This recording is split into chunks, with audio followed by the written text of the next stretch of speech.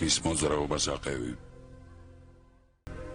შეეცადა შემდეგი მოძრაობა ამოიცნო. ღრმად ჩაისუნთქე, არის უნთქო. მიდი.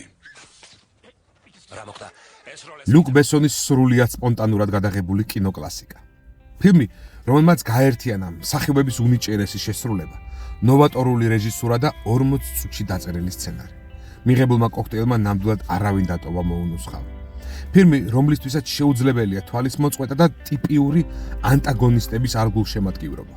ფილმი აგებულია პარადოქსზე, სადაც გულშემატკივრობთ 40 წლის დაქირავებულ მკვლელთან შეკედლებულ 11 წლის გოგონას, რომელსაც მთელი ოჯახი მოუკლა პოლიციელმა, გოგონა კი ცდილობს ისწავლოს ადამიანის მოკლის ხელოვნება, რათა იძიოს შური.